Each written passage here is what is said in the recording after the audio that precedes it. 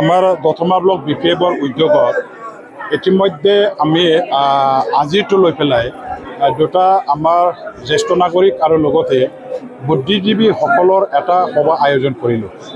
প্ৰথম আমি চেৰপাংগুৰি ৰামপুৰবিল অঞ্চলৰ বুদ্ধিজীৱী জ্যেষ্ঠ নাগৰিকসকলক লগত লৈ চেৰপাংগুৰি ছিনিয়ৰ চিটিজেন অফিচতে আমি সেই সভাখন পাতিছিলোঁ। আজি আৰু আমি দক্ষিণাঞ্চলত থকা দতমা মিলন বজাৰ অঞ্চলত বুদ্ধিজীৱী জ্যেষ্ঠ নাগৰিকসকলক লৈ সভাখন ইয়াত পতা হ'ল।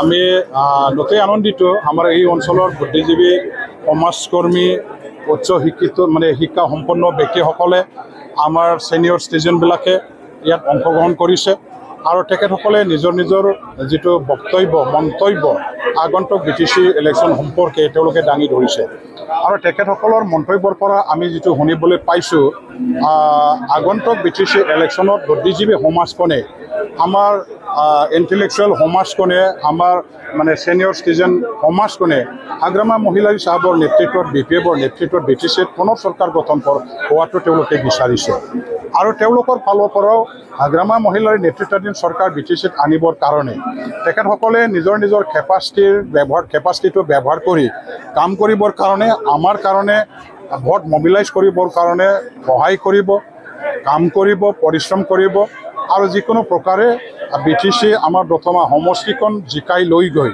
আমাৰ ইয়াৰ পৰা প্ৰতিনিধি আমি পাব বিচাৰোঁ। ইয়াৰে এটা সংকল্প লৈ তেওঁলোকে কাম কৰিবৰ কাৰণে আজি মত পোষণ কৰিছে। আমাৰো ভালেখিনি কৰ্মীসকলে উপস্থিত আছিলে। আমাৰ ইয়াত ভালেখিনি নেতাবিলাকেও আছিলে। আমাৰ মাইনৰিটি চেলৰ সভাপতি সন্মানীয় চুলতান আলম ডাঙৰীয়াও আমাৰ বৰ্তমান ৰাজনৈতিক পৰিস্থিতিৰ বিষয়বস্তুৰ ওপৰত ভালেখিনি যুক্তিযুক্ততাৰে দাঙি ধৰিছে নিজৰ বক্তব্যৰ মাজেদি। ঠিক তেনেদৰে আমাৰ ইণ্টেলেকচুৱেল অমৰ সিং ব্ৰহ্ম ডাঙৰীয়া তেখেতে ভালেখিনি জানা এজন ব্যক্তি হয় এই অঞ্চলৰ। গতিকে ইয়াৰ আমাৰ সভাখনৰ আজি ৰাইজৰ আগত তেখেতে যেনেকুৱা ধৰণৰ BTC চুক্তি, BTR চুক্তি, বৰ্তমানৰ চৰকাৰ আৰু পূৰ্বৰ চৰকাৰৰ মাজত পাৰ্থক্য ৰাখি কথাবিলাক তন্নতন্নিকৈ কৈ আগবঢ়ালে ৰাইজে চবে বুজিব পাৰিছে, সন্তুষ্ট হৈছে আৰু আঁকোৱালি লৈছে। গতিকে আমি ভাবোঁ যে আজিৰ এই ইণ্টেলেকচুৱেল আৰু ছিনিয়ৰ চিটিজেন ফৰামৰ মিটিং সভা আমি যিটো আয়োজন কৰিলোঁ ইয়াৰ উদ্দেশ্য যথেষ্ট পূৰণ হ'ল। আমাৰ কাৰণে আমি এটা এওঁলোকৰ সমৰ্থন লাভ কৰিব পৰাটো আমাৰে এটা লাভজনক এটা পদক্ষেপ বুলি মই ক'ব খোজোঁ। আৰু যিটো সংগঠনৰ প্ৰতি ইণ্টেলেকচুৱেলবিলাকৰ ছাপোৰ্ট থাকে, আমাৰ ছিনিয়ৰ চিটিজেনবিলাকৰ ছাপোৰ্ট থাকে, বেকিং থাকে, এই সংগঠনসমূহে এই দলবিলাকে সুচাৰুৰূপে আগুৱাই গৈ নিজৰ লক্ষ্য উদ্দেশ্য উপনীত হ'ব পৰাকৈ কাম কৰিব এটা সুযোগ পায়। গতিকে আমি আজি ইণ্টেলেকচুৱেল এণ্ড ছিনিয়ৰ চিটিজেন ফৰামবিলাকৰ বেকিংটো পাইছোঁ আৰু তেওঁলোকৰ আশীৰ্বাদ দিহা পৰামৰ্শ লৈ পেলাই ভৱিষ্যতত আমি সকলো জাতি সমাজৰ মাজত সোমাই কাম কৰি যাম আমাৰ উদ্দেশ্য সফল কৰিবৰ কাৰণে।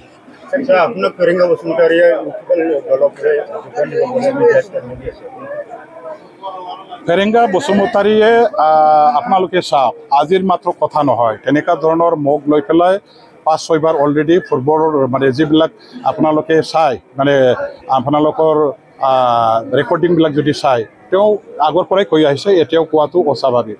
দিনৰ ভাগতে তেখেতে আকাশত যদি তৰা দেখা পাইছে বুলি যদি কয়, ৰাইজেও যদি আকাশৰ পালে যদি ওপৰলৈকে তৰাটো চাব যদি বিচাৰে তেনেহ'লে ৰাইজৰহে ভুল হ'ব। এতিয়া মই আজি ক'ব যে মোৰ কথাটো কেৱল মাত্ৰ দুজন ব্যক্তি জানে। মই কি কৰিম কি নকৰিম, মই কি কৰি আছোঁ কি নকৰি আছোঁ, দুজন ব্যক্তিৰ বাহিৰে কোনেও নাজানে। এইটো হ'ল 1 নম্বৰ মই আৰু দ্বিতীয়জন হ'ল ভগৱান আৰু মই। আমি দুজনৰ বাহিৰে মোৰ কথাটো কোনেও গম নাপায়, কোনেও নাজানে। ফেৰেংগাই কেনেকৈ জানিব মোৰ কথাটো? ফেৰেংগাই কেনেকৈ জানিব? তেওঁ ৰবিৰামৰ অন্তৰত আছে নেকি? তেওঁ ৰবিৰামৰ অন্তৰততো নাই নহয়। আজি ৰবিৰাম এজন কট্টৰপন্থী BPFৰ কৰ্মী হয়।